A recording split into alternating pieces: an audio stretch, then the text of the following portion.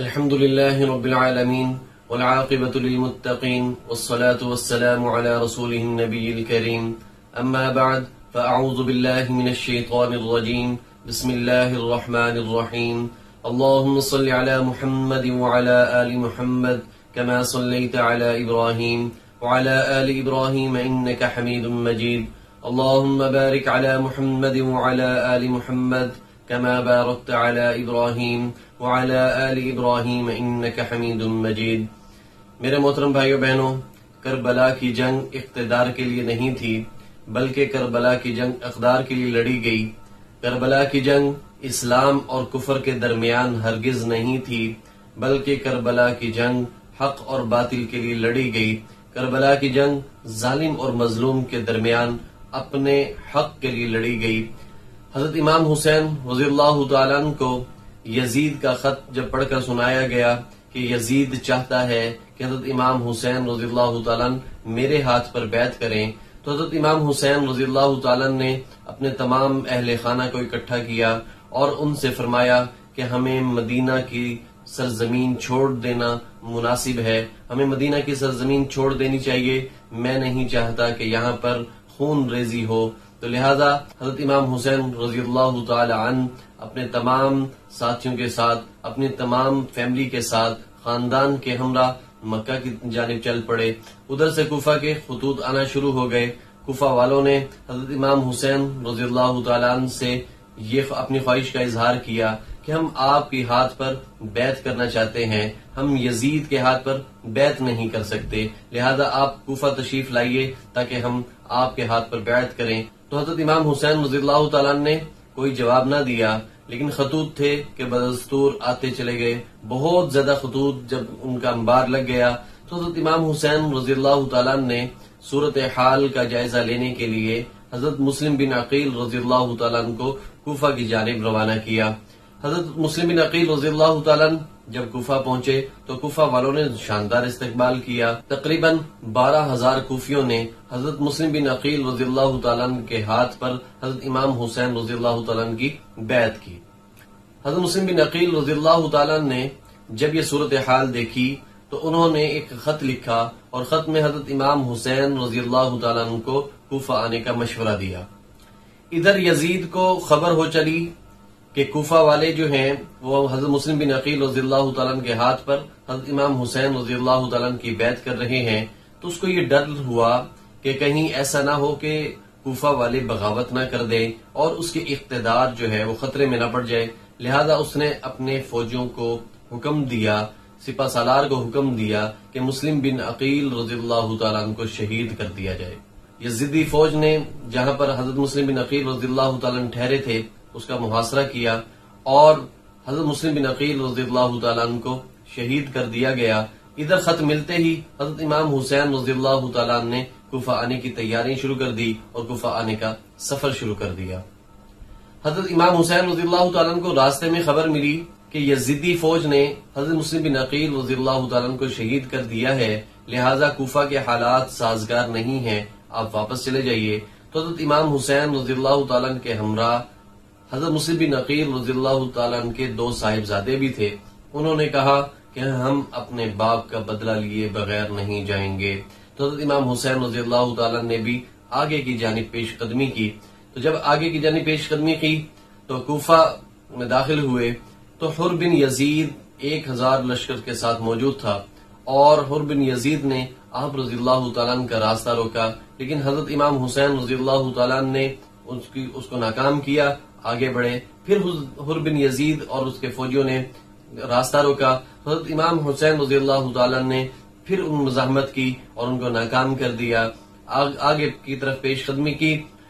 تو تیسری مرتبہ حر بن یزید نے کہا کہ اس سے آگے آپ نہیں جا سکتے، آپ کے سامنے 2 ہی مطالبے ہیں، ایک یا تو بیعت کر لیں، دوسرا یا جنگ کے لیے تیار ہو جائیں۔ تو حضرت امام حسین رضی اللہ تعالیٰ نے حر بن یزید سے پوچھا کہ یہ کون سی جگہ ہے، کون سا مقام ہے؟ تو حر بن یزید نے کہا کہ یہ کربلا ہے۔ تو حضرت امام حسین رضی اللہ تعالیٰ نے وہیں پر اپنے خیمے گاڑ لیے، وہیں پر پڑاؤ کر لیا۔ اب جب نماز کا وقت آتا تو حر بن یزید حضرت امام حسین رضی اللہ تعالیٰ کے پیچھے نماز پڑھتا اور ویسے وہ جنگ کے لیے تیار تھا. تو 7 محرم کو عبید اللہ ابن زیاد نے 10,000 فوجیوں کا لشکر دے کر بھیجا کہ حضرت امام حسین رضی اللہ تعالیٰ عنہ کو بیعت کے لیے تیار کریں، اور اگر وہ تیار نہ ہوں تو ان کے اوپر پانی بند کر دیں. حر بن یزید کو جب یہ پیغام پہنچایا گیا تو حر بن یزید نے کہا کہ میرا دل نہیں مانتا کہ میں نواسہ رسول صلی اللہ علیہ وآلہ وسلم پر پانی بند کر دوں، تو میرا دل گوارا نہیں کرتا. تو فوجی جو سپہ سالار تھا اس نے عبید اللہ ابن زیاد کو خط لکھا کہ اس طرح کر کے حر بن یزید جو ہے وہ بات ماننے سے انکاری ہے. تو عبید اللہ ابن زیاد نے مزید 12,000 فوجیوں کا لشکر دے کر شمر کو بھیجا کہ وہ جائے اور پانی بند کر دے. ادھر پانی بند کر دیا گیا. حضرت امام حسین رضی اللہ تعالیٰ کے سامنے 2 ہی مطالبات رکھے جاتے تھے. ایک مطالبہ ہوتا تھا کہ وہ یزید کی بیعت کر لیں، اور دوسرا مطالبہ ہوتا تھا کہ وہ جنگ کریں. تو حضرت امام حسین رضی اللہ تعالیٰ نے فرمایا کہ میں جنگ تو کر سکتا ہوں، لیکن یزید کے ہاتھ پر بیعت کر کے ظلم کا، ظالم کا ساتھ ہرگز نہیں دے سکتا. ادھر فوجی دستوں نے حضرت امام حسین رضی اللہ تعالیٰ اور آپ کے جو رفقا تھے، جو آپ کے اہل و عیال تھے، جو آپ کے ساتھی تھے، ان کے گرد جو ہے محاصرہ کرنا شروع کر دیا. حر بن یزید نے جب یہ تمام صورتحال دیکھی تو اس کے دل میں حضرت امام حسین رضی اللہ تعالیٰ کی محبت جاگی. اللہ تبارک و تعالیٰ کی طرف سے اس کو ہدایت ملی اور وہ یزیدی لشکر کو چھوڑ کر حسینی لشکر میں آ گیا. اور جب جنگ شروع ہوئی تو حر بن یزید لڑتے لڑتے لڑتے آخرکار شہید ہو گئے. آپ دیکھیے کہ کچھ دیر قبل وہ یزیدی فوج میں تھے، ظالموں کے ساتھ تھے، اور ان کا ٹھکانہ جہنم تھا. لیکن کچھ ہی دیر کے بعد کھایا پلٹ گئی اور حضرت امام حسین رضی اللہ تعالیٰ کی محبت دل میں جاگ گئی، اور وہی حسینی لشکر میں آ گئے اور انہوں نے جنت پا لی. تو اہل بیت سے محبت ہمارے ایمان کا اہم ترین حصہ ہے. اہل بیت سے محبت نہیں تو یقین جانیے کہ ہم مسلمان ہی نہیں. تو اس جنگ میں حضرت امام حسین رضی اللہ تعالیٰ سمیت 72 لوگ شہید ہوئے، جس میں حضرت امام حسین رضی اللہ تعالیٰ کے 4 بھائی حضرت عباس ابن علی رضی اللہ تعالیٰ، حضرت ابو بکر ابن علی رضی اللہ تعالیٰ، حضرت عمر ابن علی رضی اللہ تعالیٰ اور حضرت عثمان ابن علی رضی اللہ تعالیٰ بھی شامل تھے. یہ تمام یہ آپ کے جو 4 بھائی تھے یہ شہید ہوئے. حضرت قاسم بن حسن رضی اللہ تعالیٰ جو کہ حضرت امام حسن رضی اللہ تعالیٰ کے صاحبزادے تھے، جب وہ میدان جنگ میں جانے لگے تو حضرت امام حسین رضی اللہ تعالیٰ نے انہیں روکا کہ تم میرے بھائی کی آخری نشانی ہو، لہذا تم نہ جاؤ. تو حضرت قاسم بن حسن رضی اللہ تعالیٰ نے ایک تعویذ نما کاغذ نکالا اور اس کو کھولا، جس پر اپنے باپ کی تحریر کو پڑھ کر سنایا کہ اس میں لکھا تھا کہ اے قاسم، جب میرے بھائی حسین رضی اللہ تعالیٰ پر کوئی مشکل وقت آ جائے تو اس کا ساتھ نہ چھوڑنا. تو لہذا حضرت قاسم بن حسن رضی اللہ تعالیٰ کو اجازت دے دی گئی. حضرت قاسم بن حسن رضی اللہ تعالیٰ یزیدی فوج کے لشکر میں گھسے اور 19 لوگوں کو واصل جہنم کر کے آخرکار آپ بھی جام شہادت نوش فرما گئے. اس کے بعد حضرت امام حسین رضی اللہ تعالیٰ کے بڑے بیٹے حضرت علی اکبر رضی اللہ تعالیٰ میدان جنگ میں گئے تو انہوں نے بھی بہت سے جہنمیوں کو جہنم واصل کیا اور آخرکار وہ بھی 16 سال کی عمر میں شہید کر دیے گئے. پھر حضرت علی اصغر رضی اللہ تعالیٰ جو کہ 6 ماہ کے بچے تھے، پیاس کی شدت کی وجہ سے تڑپ رہے تھے، تو حضرت امام حسین رضی اللہ تعالیٰ نے یزیدی لشکر سے فرمایا کہ اس چھوٹے سے بچے نے تمہارا کیا بگاڑا ہے، تمہاری جنگ تو میرے ساتھ ہے، لہذا اس کو پانی دے دیا جائے، اس کو پانی پینے کی مہلت دی جائے. اسی اثنا میں ایک تیر آیا اور اس نے 6 ماہ کے بچے کو بھی نہ چھوڑا اور حضرت علی اصغر رضی اللہ تعالیٰ عنہ کی گردن میں پیوست ہو گیا اور حضرت علی اصغر رضی اللہ تعالیٰ عنہ کی گردن ڈھلک گئی. حضرت امام حسین رضی اللہ تعالیٰ عنہ نے حضرت علی اصغر کا خون ہاتھ میں لے کر آسمان کی طرف اچھالا، فرمایا اے اللہ، اگر تو اس حال میں راضی ہے تو امام حسین بھی اس حال میں راضی ہے. 6 ماہ کے بچے کو بھی ان بدبختوں نے ان لعین و مردودوں نے نہ چھوڑا اور 6 ماہ کے بچے کو بھی شہید کر دیا گیا۔ حضرت عباس ابن علی رضی اللہ تعالیٰ نے جب دیکھا کہ ان کی بہنیں پیاس کی وجہ سے شدت پیاس سے بلک رہی ہیں تو لہذا انہوں نے مشکیزہ لیا، پانی لینے کی غرض سے نکلے، مشکیزے میں پانی بھی بھر لیا۔ جب مشکیزہ لے کر آ رہے تھے تو ان ظالموں نے ایک تیر مارا جو مشکیزے کو لگا، وہ سارا پانی بہہ گیا۔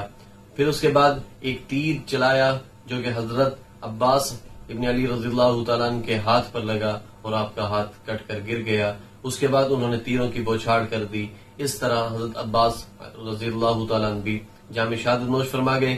حضرت امام حسین رضی اللہ تعالیٰ عنہ کا کتنا صبر ہوگا، حضرت بی بی سیدہ زینب رضی اللہ تعالیٰ عنہ، حضرت سکینہ رضی اللہ تعالیٰ عنہ کا کتنا حوصلہ ہوگا، کتنا صبر ہوگا کہ وہ دیکھ رہی ہیں کہ حضرت امام حسین رضی اللہ تعالیٰ عنہ اپنے 71 ساتھیوں کی لاشوں کو جب وہ جام شہادت نوش فرماتے ان کو لے کر آتے، ان کی تدفین کے انتظام کرتے۔ پھر آخر میں حضرت امام حسین رضی اللہ تعالیٰ عنہ اپنے گھوڑے پر بیٹھے اور بی بی سیدہ زینب رضی اللہ تعالیٰ عنہا سے فرمانے لگے کہ اے زینب، یہ گھر تیرے حوالے اور میں اللہ کے حوالے، اور یزیدی فوج کے ساتھ جنگ کرنے لگے۔ حضرت امام حسین رضی اللہ تعالیٰ عنہ نے کئی لوگوں کو جہنم واصل کیا۔ حضرت امام حسین رضی اللہ تعالیٰ عنہ کو ہر طرف سے تیر لگے۔ آپ رضی اللہ تعالیٰ عنہ جب گھوڑے سے نیچے اترے، گھوڑے سے نیچے گرے تو آپ نے اپنا سر سجدے میں رکھ دیا۔